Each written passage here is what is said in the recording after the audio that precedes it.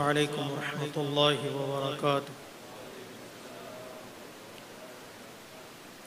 أعوذ بالله من الشيطان الرجيم. بسم الله الرحمن الرحيم. الحمد لله الذي كان موجودا قبل حدوث الأشياء ويبقى بعد فناء الأشياء. تفرد بالأولية والقدم ووسم كل شيء ما أداه بالفناء والعدم. كما قال ذا شأنه كل شيء هالك إلا وجهه وكل نفس ذائقة الموت.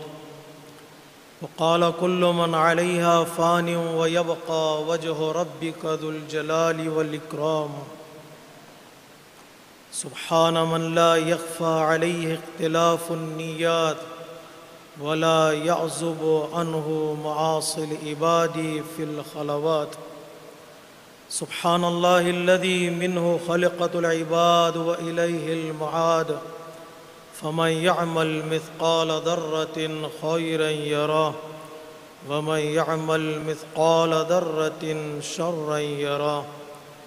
نشهد أن لا إله إلا هو الملك الذي لا ينازع في ملكه ولا يضاد في حكمه. يعذب من يشاء بما يشاء كيف يشاء ويرحم من يشاء بما يشاء كيف يشاء. تعذيبه المسيئين عدل وعفوه فضل. ونشهد أن محمدًا سيد المرسلين وخير المبشرين والمنذرين صلى الله عليه وآله الهداة المهديين. من ركب سفينتهم نجا واهتدى ومن تخلف عنها ضل وغرق وهوى. أوصيكم عباد الله بالاعتصام بالتقوى فإنه حبل متين وعروة وثقى. أما بعد فقد قال الحكيم في كتابه الكريم وقوله الحق.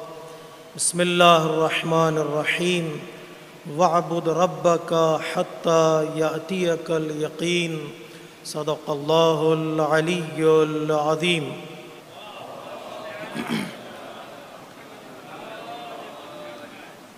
نماز گزاران عزیز، خطبہ اول کی ابتدا میں اپنے نفس کے ساتھ ساتھ آپ تمامی حضرات کو تقوی الہی کی دعوت دیتا ہوں۔ ماہ رمضان المبارک میں اللہ تبارک و تعالی نے روزوں کو فرض کرنے کے بعد، واجب قرار دینے کے بعد اس کے نتیجے کا اعلان کیا تھا کہ جو لوگ ماہ رمضان میں روزے رکھتے ہیں، اللہ کے اس حکم پر عمل کرتے ہیں، جو رزلٹ انہیں ملتا ہے لعلکم تتقون، ان کا دل، ان کی زندگی تقوی الہی سے قریب ہوگی۔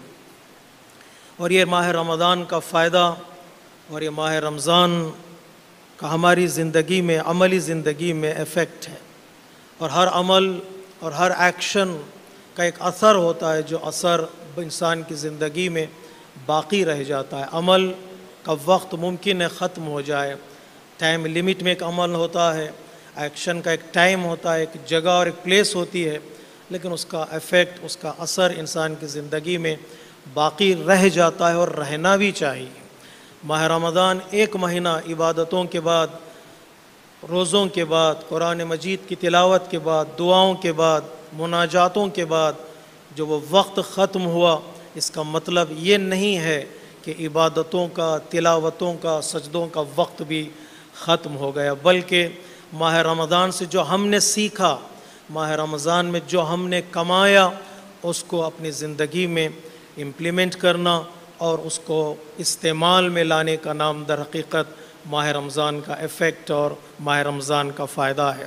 بہترین چیز جو ماہ رمضان سے ہمیں ملی ہے، اور اللہ تبارک و تعالیٰ نے قرآن مجید میں سورہ اعلیٰ اور سورہ شمس میں ان ایک ہی دو سوروں میں ایک ہی پیغام جو ہم تک پہنچایا ہے، ماہ رمضان کے آخر میں عید کے دن ان سوروں کی تلاوت کرنے کے بعد ہم اللہ کی بارگاہ میں یہ اقرار کرتے ہیں اور اللہ تبارک و تعالیٰ نے اس کی طرف ہمیں بلایا ہے، قد افلح من تزکا، جو ماہ رمضان میں اپنے نفس کو، اپنے آپ کو پیوریفائی کرنے میں کامیاب ہو گیا، پیوریفائی کر پایا، تو وہی انسان کامیاب ہے، چاہے اعلیٰ میں ہو یا سورہ شمس میں۔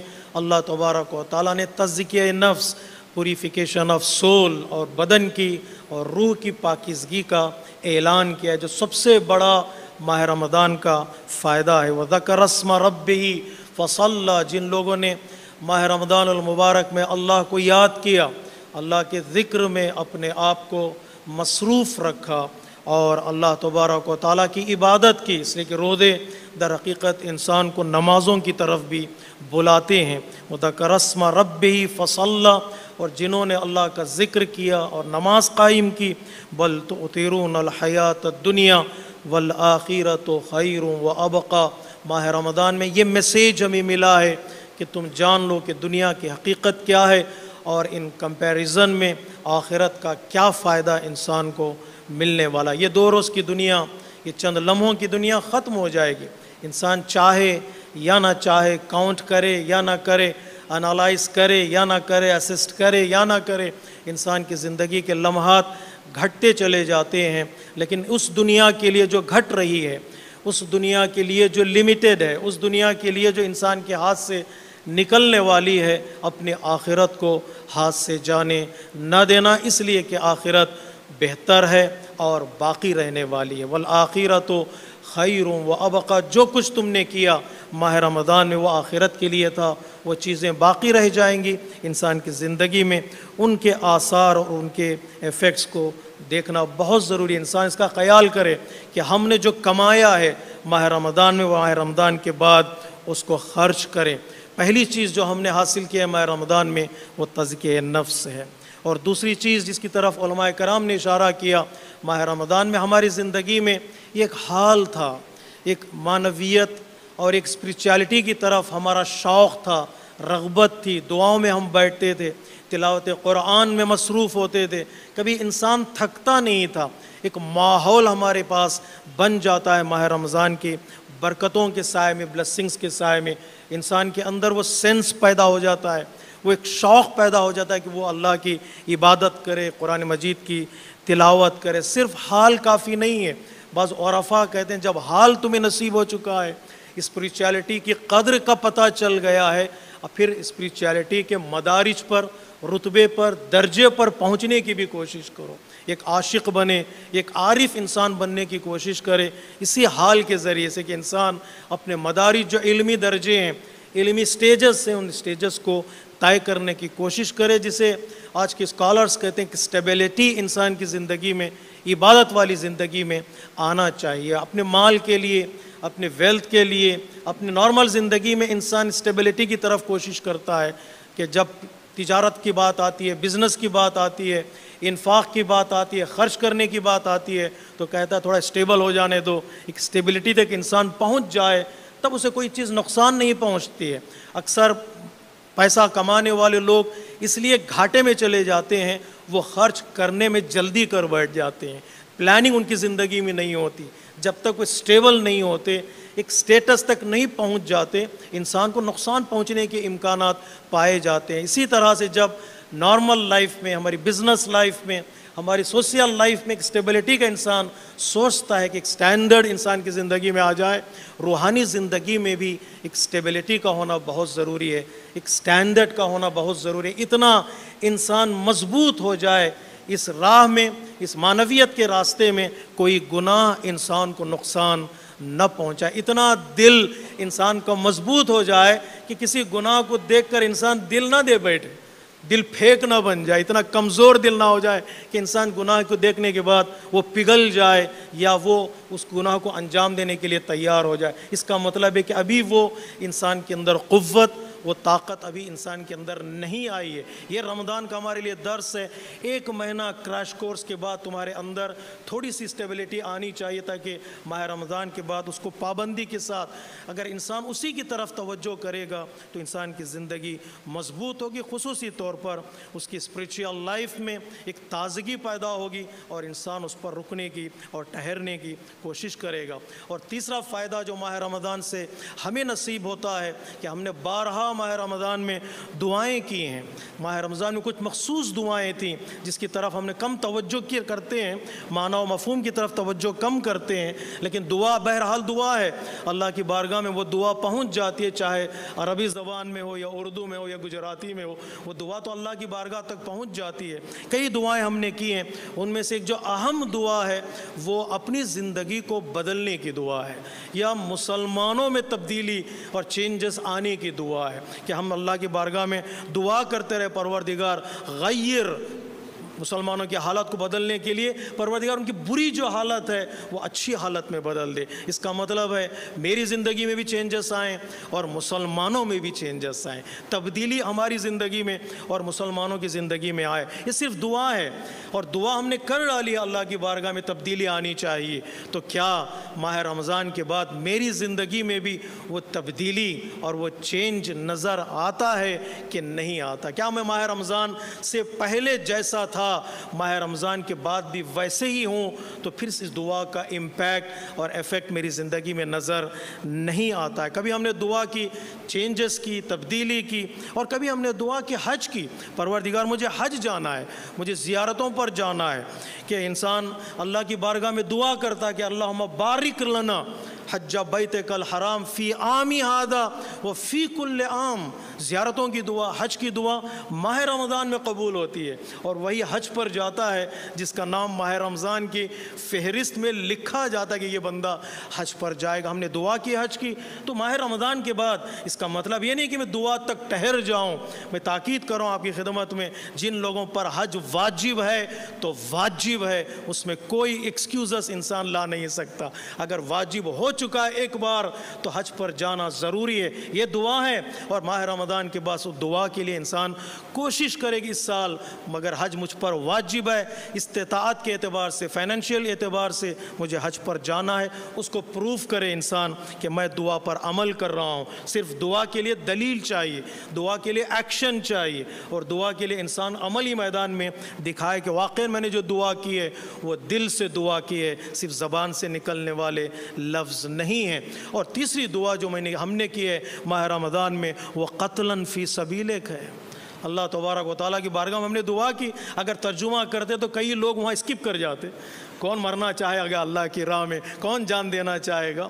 بعض لوگ کہتے ہیں جب ہم پڑھتے ہیں دعائے افتتاح کے بعد جو دعا ہے اللہم ادخلنا، وہاں پر حور العین کا تذکرہ ہے، کہ جب بھی وہ لفظ پر پہنچتے ہیں تو سب کی آنکھیں کھلی رہ جاتی ہیں۔ اس لیے ترجمہ پتہ ہے کہ ہم کیا مانگ رہے ہیں اللہ کے بارگاہ میں۔ پروردگار بڑی بڑی آنکھوں والی ہمیں حور چاہیے، تو سب لوگ آمین کہنے کے لیے ہاتھ اٹھا دیتے ہیں۔ وہ قتلاً فی سبیلک کا ترجمہ شاید اگر ہمیں پتہ چل جاتا تو وہاں پر اسکپ کر جاتے، کون مرے گا راہ خدا میں۔ لیکن ہم نے دعا کی ہے، پروردگار ہم تیری راہ میں ہمیں شہادت نصیب فرما، تیری راہ میں ہمیں جان قربان کرنے کا موقع عطا فرما۔ اگر کہیں ایسا موقع آ جائے وقت دینے کا، پیسہ دینے کا، جان دینے کا، انسان تیاری دکھائے۔ کتنا خوبصورت جملہ کہا ہے کسی بزرگ عالم دین نے، رمضان کے لیے نہیں ہے، حج کی دعا بتا رہی ہے رمضان ذی الحج کے لیے ہے، اور شہادت کی دعا بتا رہی کہ رمضان محرم کے لیے ہے۔ صرف رمضان کے لیے نہیں ہے، حج کی دعا کی تو تیاری کرو حج پہ جانے کے لیے، اور شہادت کی دعا کی تو تیاری کرو محرم کے استقبال کے لیے۔ کہ محرم ہم سے شہادت مانگتا ہے، محرم ہم سے جان قربان کرنے کا پیغام دیتا ہے۔ یہ رمضان کا پیغام ہم نے دعا کی ہے ماہ رمضان میں، اور یہ فائدہ ہم نے راہ خود ماہ رمضان سے حاصل کیا ہے۔ اور چوتھا فائدہ غفلت سے جاگنا ہے۔ جو ہیڈ لیسنس ہماری زندگی میں وہ ماہ رمضان ہمیں جگاتا ہے۔ ماہ رمضان ہمیں صبح سویرے، عام طور پر نماز صبح کے لیے اٹھنا مشکل ہوتا ہے، ماہ رمضان نے ہمیں سحری کے لیے آمادہ کیا۔ سحری کہتے ہیں ماہ رمضان میں اذان سے پہلے جب انسان اٹھ جاتا، رات کی تاریکی میں، اندھیرے میں، کھانا کون کھاتا ہے؟ ہمارا بریک فاسٹ کا، ہمارے ناشتے کا ٹائم بدل گیا ہے، کون کھاتا ہے صبح سحری سے اذان سے پہلے ناشتہ کون کرتا ہے؟ آیت اللہ جواد عمری فرماتے ہیں وہ لوگ ہیں جو راہ خدا میں جہاد کرتے ہیں، جنگ کرتے ہیں اور رات کی تاریکی میں ناشتہ کرتے ہیں۔ یعنی سحری کے لیے اٹھنا در حقیقت یہ صرف سحری کرنا نہیں ہے، اپنی راہ خدا میں تیاری دکھانا ہے۔ پروردگار میں اب تیار ہوں، لباس رزم پہنے، ملٹری ڈریس پہنے میں تیار ہوں، رات کے اندھیرے میں میں وہ کھانا کھا رہا ہوں تاکہ میں دن کے اجالے میں تیری بارگاہ میں قیام کر سکوں، کھڑا ہو سکوں تیری عبادت کے لیے، تیرے بندوں کی خدمت کے لیے۔ انسان یہ ماہ رمضان سے سیکھتا ہے۔ ماہ رمضان نے ہمیں غفلتوں سے جگایا، بیدار کیا، اٹھو، اب یہ سونے کا وقت نہیں ہے۔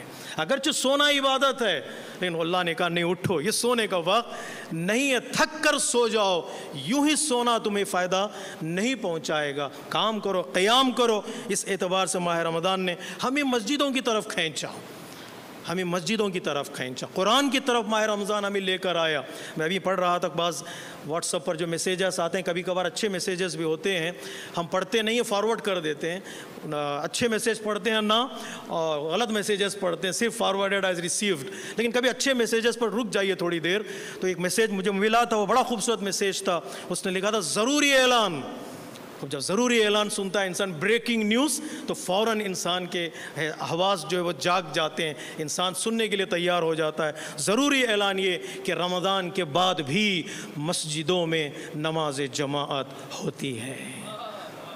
یہ اعلان ہے، بریکنگ نیوز ہے، رمضان کے بعد بھی مسجدوں میں نماز جماعت ہوتی ہے۔ رمضان کے بعد بھی قرآن ہے، رمضان کے بعد بھی خدا ہے۔ رمضان کا خدا الگ، رمضان کے بعد کا خدا الگ نہیں ہے۔ یہ دونوں خدا الگ الگ نہیں ہو سکتے۔ جو خدا رمضان میں تھا وہی خدا رمضان کے بعد بھی۔ یہ اعلان بتا رہا ہے کہ ہمیں جو بیداری نصیب ہوئی ہے ماہ رمضان میں، اس بیداری کو ہم ماہ رمضان کے بعد بھی باقی رکھیں۔ آئندہ سال نہیں، اپنی زندگی میں اس اویئرنیس کو ہم اویئرنیس کی حفاظت کریں۔ آسانی سے یہ چیزیں انسان کو نہیں ملتی ہیں۔ اور ایک میسیج ہم نے وہ بھی لیا ماہ رمضان سے، وہ یہ کہ گھروں کے ماحول ہمارا بدل چکا تھا۔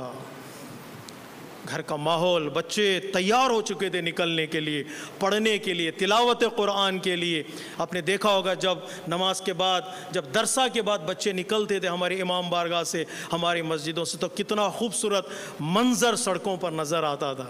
ہم نے ماحول بدل دیا تھا، ہم نے وہ کلچر بدل دیا تھا جو نارمل ہمارے گھروں کا کلچر ہوتا ہے۔ ہمارے یہاں عبادتوں کی گفتگو ہوتی تھی، کمپٹیشنز کی باتیں ہوتی تھیں، قرآن کی تلاوت کی باتیں ہوتی تھیں۔ ایک عادت سی بنا لی تھی ہم نے، اور یہ عادت اچھی عادت ہے۔ پانچویں امام محمد باقر علیہ الصلوۃ والسلام فرماتے ہیں کہ عودوا انفسکم بالخیر، یا عودوا انفسکم بالخیر، عادت ڈالو نیکیوں کی۔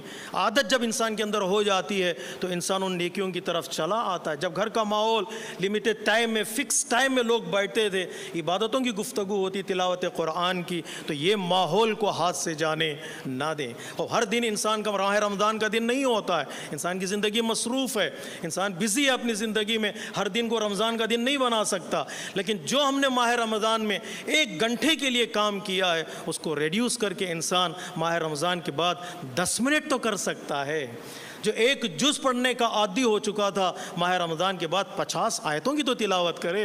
اگر 50 آیتیں بھی انسان نہیں پڑھ سکتا، 10 آیتوں کو ترجمے کے ساتھ انسان پڑھے تو اس غفلت سے نکل جاتا ہے۔ اس غفلت سے نکلنے کے لیے، اویئرنیس کو باقی رکھنے کے لیے، انسان نے جو عادت حاصل کی ہے ماہ رمضان میں، اس عادت کی حفاظت کرے۔ جو لوگ عادت کی حفاظت میں کامیاب ہو جاتے ہیں، ان کی زندگی کامیاب ہو جاتی ہے۔ ان کے لیے صرف عید کے دن نہیں ہے قد افلح من زکاہا، بلکہ ان کی پوری زندگی قد افلح من زکاہا میں تبدیل ہو جاتی ہے۔ وہ کامیاب ہو گئے جو لوگ اپنے نفس کو پاک کرنے میں کامیاب ہو گئے۔ اللہ تبارک و تعالی ہم سب کو توفیق دے کہ جو ہم نے کمایا ہے اس کو خرچ کریں، اس کو پروپیگیٹ کریں، اس کو بڑھائیں اور اس پر عمل کر سکیں انشاءاللہ۔ ان احسن الحدیث وابلغ الموعظہ کتاب اللہ۔ بسم اللہ الرحمن الرحیم۔ والعصر ان الانسان لفی خسر الا الذین آمنوا وعملوا الصالحات وتواصوا بالحق وتواصوا بالصبر۔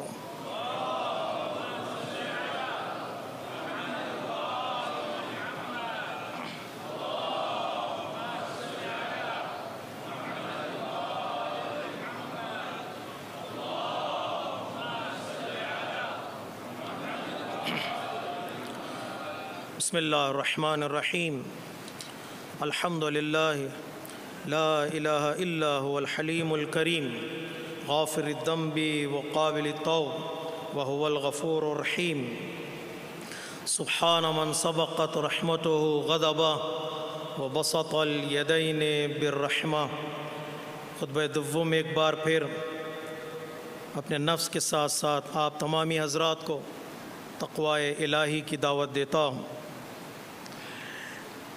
قرآن مجید نے مختلف آیتوں میں شعائر اللہ، وہ چیزیں جو اللہ سے منسوب ہیں، وہ بندے جن کی نسبت اللہ سے ہے، ان کی عزت، ان کے ریسپیکٹ اور ان کے آنر کا حکم دیا ہے۔ ہم نے تقوی حاصل کیا ماہ رمضان میں، دل ہمارا متقی بن گیا، اور تقوی کا تعلق اور کنیکشن بھی دل سے ہے۔ کسی کو نہیں پتہ کس کا تقوی کس معیار کا ہے، کس سٹیج پر ہے۔ ہر انسان اپنی جگہ پر متقی ہے، پرہیزگار ہے۔ بل الانسان علی نفسہ بصیرہ، وہ بہتر جانتا ہے وہ کس پائے پر ہے، کس سٹیج پر ہے۔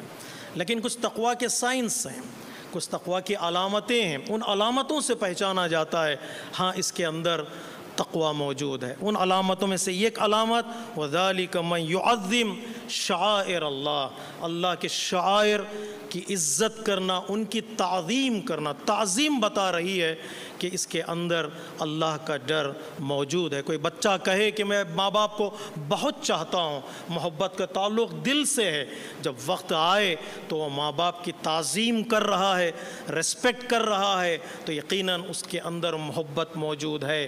اگر وہ ریسپیکٹ نہیں ہے، وہ آنر نہیں ہے، تو پھر محبت کا دعویٰ ہی رہے گا، اس کے پاس کوئی دلیل نہیں پائی جائے گی۔ تو اللہ تبارک و تعالیٰ نے کہا محبت کی اور تمہارے تقوی کی دلیل یہ ہے کہ تم اللہ کے شعائر کی تعظیم کرو۔ شعائر میں خانہ کعبہ ہے، رخ کرتا ہے انسان خانہ کعبہ کی طرف، نماز پڑھتا ہے، تو اللہ تو خانہ کعبہ کے اندر نہیں ہے۔ اللہ کا کوئی مکان نہیں، اللہ کی کوئی جگہ نہیں، اللہ کسی پلیس میں نہیں ہوتا ہے۔ اینما تکونوا، جہاں بھی تم رہو، جس رخ پر بھی تم نماز پڑھو، نماز ہے۔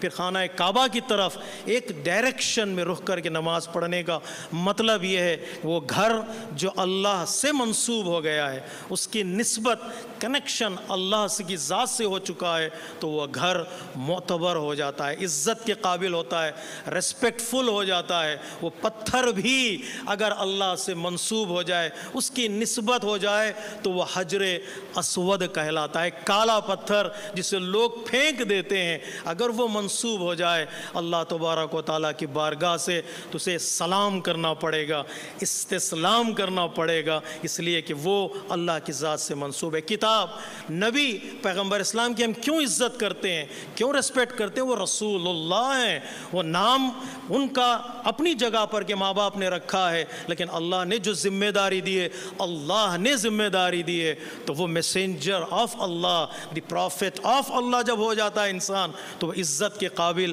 ریسپیکٹ کے قابل ہو جاتا۔ اللہ تبارک و تعالیٰ نے قرآن مجید میں کہا تمہاری آواز تک رسول کی آواز سے بلند نہیں ہونا چاہیے، تم اس ایسے نہیں پکار سکتے جیسے دوستوں کو پکارتے ہو۔ انتظار کرو جب تک وہ گھر سے باہر نکل کر نہیں آئے گا، اس وقت تک تم اس کو آواز نہ دو۔ کیا ہو جائے گا؟ ایک ڈس ریسپیکٹ تمہارے اعمال کو کھا جائے گی۔ میں مومن تھا مومن تھا سے کوئی ریوارڈ ملنے والا نہیں ہے، مومن ہو یا ہیں یا نہیں، ایک ڈس ریسپیکٹ تمہارے اعمال ختم کر دیتی ہے۔ احترام کرو، ریسپیکٹ کرو، انہی ریسپیکٹ کی چیزوں میں جہاں قرآن شامل ہے، جہاں خانہ کعبہ شامل ہے، حج کے ارکان شامل ہیں۔ میرے عزیزو، رسول کی زندگی میں رسول نے اپنے اہل بیت کے لیے کہا عزت کرو، ان کی ریسپیکٹ کرو، ان کو آنر کرو، ان کی ریسپیکٹ، ان کی عزت شاعر اللہ میں شامل ہو جاتی ہے۔ بزم میں آتی تھی شہزادی کونین تو رسالت مآب عظمت کے لیے، احترام میں، ریسپیکٹ میں، تعظیم کے لیے کھڑے ہو جاتے تھے۔ دروازے پر جاتے شہزادی کونین کے آپ عزت کرتے، ریسپیکٹ کرتے، آنر کرتے، اس در کا آپ کھڑے ہو کر سلام کرتے، السلام علیکم یا اہل بیت نبوہ۔ اسی طرح رسول کی زندگی میں کئی چیزیں ہیں، کئی رسول کی زندگی میں ہمیں چیزیں نظر آتی ہیں جو شاعر اللہ میں شامل ہیں۔ ان کئی چیزوں میں سے ایک جنت البقیع ہے۔ جنت البقیع در حقیقت پیغمبر اسلام کی زندگی کی ایک یادگار ہے۔ جنت البقیع در حقیقت پیغمبر اسلام کی مکمل زندگی سے وہ مقام اور وہ جگہ کنیکٹڈ ہے جسے ظالموں نے 8 شوال کے دن اس جنت البقیع میں جو بنائے ہوئے روزے تھے ان کو ڈھا دیا، صرف ایک غلط عقیدے کے نتیجے میں، صرف ایک غلط سوچ کے نتیجے میں انہوں نے ڈھا دیا، اور سارے مزارات پر بلڈیزر چلا دیے، ان مزارات کے نشانات کو مٹانے کی کوشش۔ اگرچہ یہ ہمارے لیے پہلی مصیبت نہیں ہے، خصوصی طور پر اہل بیت کے چاہنے والوں کے لیے یا شیعیان حیدر کرار کے لیے پہلی مصیبت نہیں ہے۔ اس سے پہلے 200 سال پہلے نجف پر حملہ ہوا، مولا کائنات کے روزے کو لوٹا گیا۔ اب اگر توڑنا ہی ہے تو لوٹا نہیں جاتا ہے، لوٹا گیا ہے۔ اس سے پہلے متوکل نے قبر امام حسین علیہ السلام پر حل چلانے کی کوشش کی، اور اس سے پہلے مدینے تک آپ کے تصورات لے جا سکتے ہیں کہ پہلے دروازہ گرایا، پھر قبروں پر حملہ کیا، پھر روزوں پر حملہ کیا، اور کئی اعتبار سے اٹیک ہوا ہے۔ لیکن ہماری مسلمانوں سے شکایت یہ شکوہ ہے، ہمارے انسانوں سے یہ شکایت اور شکوہ ہے کہ آج کے زمانے میں، ترقی یافتہ زمانے میں، کوئی بلڈوزروں سے، کوئی اپنے اسلحوں کے ذریعے سے بنے ہوئے رودوں کو، گنبدوں کو کسی فرقے کے عقیدے کو ٹارگٹ کرتے ہوئے توڑ دیا جائے، یہ انسانی سب سے بڑا ظلم ہے جس کی طرف توجہ کرنا بہت ضروری ہے۔ جنت البقیع اس لیے بھی معتبر نہیں، صرف اس لیے معتبر نہیں ہے کہ وہاں پر ہمارے اماموں کی قبریں ہیں، نہیں، جنت البقیع اس لیے بھی معتبر ہے کہ 10,000 سے زیادہ اصحاب کی قبریں اس وہاں پر موجود ہیں۔ ایک دو قبریں نہیں ہیں، فرزندان رسول اکرم حضرت ابراہیم اور حضرت قاسم کی قبریں وہاں پر موجود ہیں، وہاں پر ازواج رسول کی قبریں موجود ہیں، وہاں بزرگ علماء کی قبریں موجود ہیں۔ حتیٰ جب جنت البقیع میں پہلے میت کو دفن کیا گیا تو پیغمبر اسلام نے فرمایا، میں نے اس زمین کو قبرستان کے لیے اس لیے چنا ہے کہ مجھے اللہ نے کہا ہے کہ میں اس کو سلیکٹ کروں، بے حکم پروردگار میں نے اس سرزمین کا انتخاب کیا۔ پیغمبر اسلام کو جب بھی پریشانی لاحق ہوتی اپنی زندگی میں آپ جنت البقیع میں جاتے، نماز پڑھتے، دعا کرتے اور مناجات کرتے۔ جگہ تھی مناجاتوں کی، دعاؤں کی اور نمازوں کی۔ بارش کے لیے دعا کی، خواہش کی مومنین نے، یا رسول اللہ باران رحمت چاہیے، تو پیغمبر اسلام نے کہا چلو جنت البقیع چلتے ہیں، وہاں دعا کرتے ہیں، تمہاری دعائیں مستجاب ہوتی ہیں۔ ہمارے نوجوان اس کی تاریخ کا مطالعہ کریں، پتہ چلے گا کہ ہمارے عقیدے کو ٹارگٹ بناتے ہوئے ہم سے جو ریلیٹڈ چیزیں ان کو کتنا نقصان تاریخ میں پہنچایا گیا ہے اور پہنچایا جا رہا ہے، اس کی فضیلت کو بیان کیا گیا ہے۔ یہاں پر ہمارے اماموں کی قبریں ہیں، حضرت فاطمہ بنت اسد کی قبر اس میں موجود ہے۔ یہاں پر کئی امام ہمارے آتے رہے، حتیٰ امام حسن مجتبیٰ نے وصیت کی کہ اگر مجھے دفن کرنے نہ دیا جائے تو وہاں مجھے دفن کرو جہاں پر فاطمہ بنت اسد کی قبر ہے جنت البقیع میں۔ اپنے دفن ہونے کی سفارش اور وصیت اپنے بھائی امام حسین علیہ السلام سے کی۔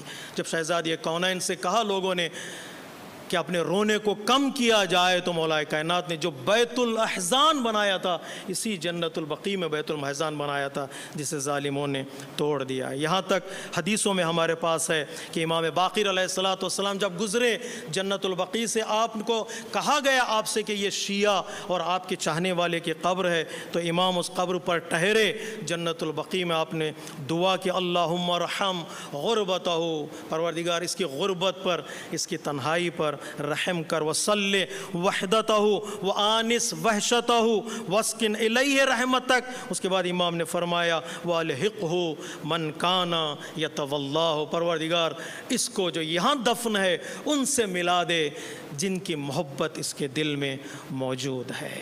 امام رکے ہیں، امام ائمۃ رکے ہیں، حتیٰ حضرت ام البنین سلام اللہ علیہ نے جنت البقیع کو اپنے زیارت کے لیے، اپنے عزاداری کے لیے، اپنے ماتم کے لیے ایک عزاخانہ بنا لیا تھا۔ وہاں پر جاتی اور عزاداری برپا کرتی اور اشعار سنایا کرتی تھیں۔ کسی نے پوچھا چھٹے امام سے کہ مولا جنت البقیع میں زیارت کرنے کا، امام حسن مجتبیٰ کی قبر کی زیارت کرنے کا فائدہ کیا ہے؟ امام نے فرمایا کمن زارا رسول اللہ، جو امام حسن کی زیارت کرے گا جنت البقیع میں گویا اس نے رسول اسلام کی زیارت کی ہے۔ حتیٰ امام نے فرمایا، خود چھٹے امام وہاں پر مدفون ہیں، امام فرماتے من زارنی غفرت لہ ذنوبہ ولم یمت فقیرا، جو میری زیارت کے لیے جنت البقیع میں آئے گا پروردگار عالم اس کے گناہوں کو معاف کر دے گا اور وہ فقیر اس دنیا سے نہیں جائے گا، نہ مال کا فقیر، نہ عقیدے کا فقیر، اور نہ وہ محبت کا فقیر ہوگا۔ امام نے کہا یہ جنت البقیع کی سرزمین ہے، یہاں پر علماء کرام جاتے رہے۔ خود اہل سنت کے بڑے بڑے علماء کرام نے تاکید کی ہے کہ جب بھی جنت البقیع کے قریب پہنچنا اپنی جوتیوں کو اتار دینا، پتہ نہیں یہاں پر کون مدفون ہے اور کون بڑی شخصیت دفن ہے، اس کی ریسپیکٹ کرنا، اس کا احترام کرنا، احترام قبور کا احترام، شخصیتوں کا احترام، بڑی بڑی پرسنالٹیز کی ریسپیکٹ کرنا، یہ بدعت نہیں ہے، یہ سنت رسول ہے۔ یا رسول زیارت کے لیے جایا کرتے، ہر شب جمعہ، نیمہ شعبان میں شب جمعہ پیغمبر اسلام وہاں پہنچتے تھے، نماز ادا کرتے، دعا کرتے اور تمام مسلمانوں کے لیے، تمام انسانوں کے لیے دعا کرتے تھے۔ لیکن کیا کیا جائے، دشمنی کی جو حد انسان کراس کر جاتا ہے، کبھی زبان سے دشمنی اور کبھی اسلحے کے ذریعے سے دشمنی، اور انسان پر نکالنے کی کوشش کرتا ہے۔ بہت ظلم ڈھایا گیا، بہت ظلم ڈھایا گیا۔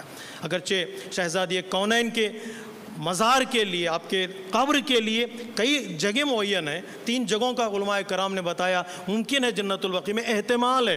شیخ مفید کہتے ہیں جب جنت البقیع پہنچنا احتمال ہے، ممکن ہے یہاں پر ہو، یقین نہیں ہے کہ جنت البقیع میں ہو، ممکن ہے کہ پیغمبر اسلام کے ممبر کے قریب ہو، ممکن ہے آپ کی قبر آپ کے گھر ہی میں موجود ہو، نہیں پتہ، معین نہیں کر سکتے، لیکن احتمال ہے جنت البقیع میں ہے تو کھڑے ہونا اور شہزادی کونین کی مخصوص زیارت پڑھ لینا۔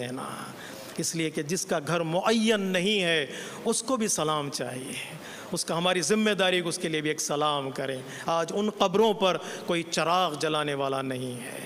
ہاں کچھ امیدیں جاگی ہیں، ایک جو احتجاج بی بی نے چھوڑا تھا وہ احتجاج زندہ ہے۔ ہمارے نوجوان اس کی طرف سوال کریں، جو لوگ کہتے ہیں کچھ ظلم نہیں ہوا، کچھ ستم نہیں ہوا، ان سے ایک ہی سوال کریں، ظلم نہیں، ستم نہیں تو رات کی تاریکی میں دفن کیوں کیا گیا؟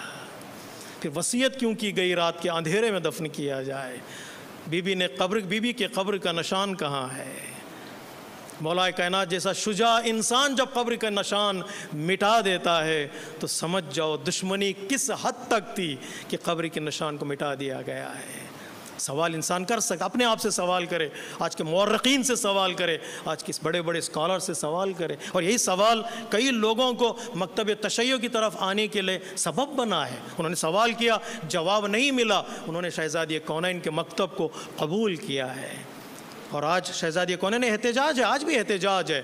آج یہ قبر سوال کر رہی ہے، بتاؤ مجھ پر کون سے ظلم تم نے ڈھائے ہیں، میری قبر کا نشان کہاں ہے؟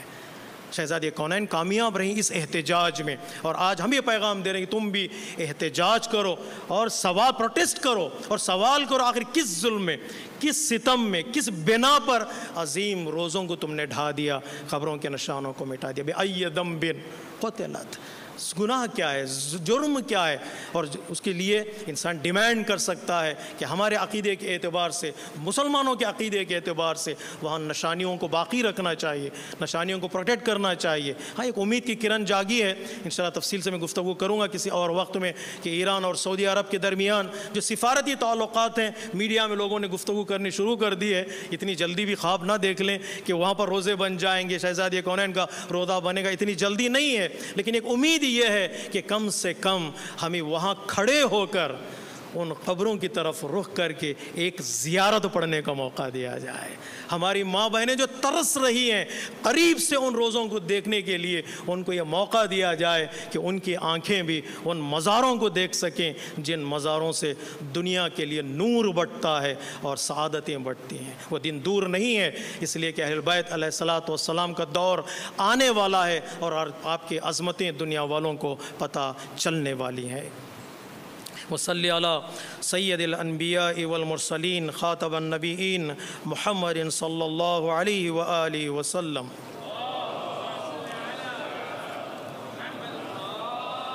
وعلى إمام المسلمين وقائد الغر المحجلين أمير المؤمنين علي بن أبي طالب، وعلى سيدة النساء العالمين وبضعة خاتم النبيين سيدتنا فاطمة بنت رسول الله،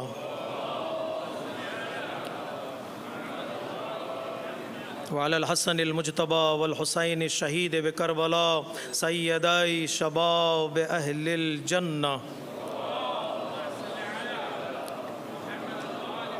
وعلى أئمة المسلمين وقادة المؤمنين علي بن الحسين ومحمد بن علي وجعفر بن محمد وموسى بن جعفر وعلي بن موسى ومحمد بن علي وعلي بن محمد والحسن بن علي عليهم الصلوات والسلام۔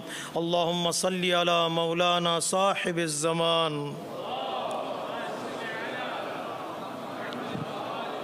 صلوات الله وسلامه عليه وعلى آبائه الكرام، اللهم عجل فرجا وسهل مخرجا، اللهم افعل بنا ما أنت أهله ولا تفعل بنا ما نحن أهله، اللهم اجعلنا ممن يذكر فتنفعه الذكرى، إن الله يأمر بالعدل والإحسان وإيتاء ذي القربى وينهى عن الفحشاء والمنكر والبغي يعظكم لعلكم تذكرون، إن أحسن الحديث وأبلغ الموعظة كتاب الله، بسم الله الرحمن الرحيم، قل هو الله أحد الله الصمد لم يلد ولم يولد ولم يكن له كفوا أحد، صدق الله العلي العظيم، والسلام عليكم ورحمة الله وبركاته۔